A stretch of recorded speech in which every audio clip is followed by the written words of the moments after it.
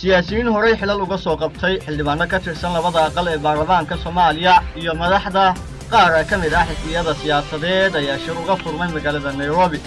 shirkan ayaa ka socda hotelka Pan Africa waxaana soo qaban qaabiyay wasiirkii hore ee gaashaandhigga Maxamed Cabdi Gandi ahna xildhibaan ka tirsan baarlamaanka Soomaaliya.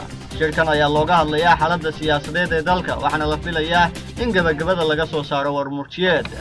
xubnaha ka soo muuqday shirkan ayaa waxaa ka mid ah hogaamiyaha xisbiga wadajir Cabdiraxmaan Cabdishakuur, hogaamiyaha xisbiga Ilays xildhibaan Cabdulqaadir Cusable Cali, wasiirkii hore ee arrimaha gudaha Cabdi Farax Juxa, wasiirkii hore ee waxbarashada Cabdi Nuur, taliyihii hore ee Nisa Cabdullaahi Maxamed Cali Sambaloshe, safiir hore oo Soomaaliya u fadhiyay Kenya waa Maxamed Cali Ameerika iyo xubno kale.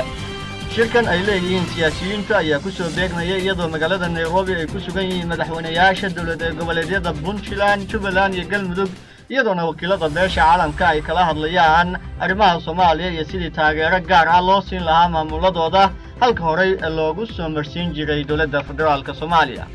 wixii xaaladahaasi shirkaasi ka soo kordhana wararka siyaasadda media iyaga oo faahfaahsan iyo iyaga oo qodob ayaad ku dhageysan doontaan.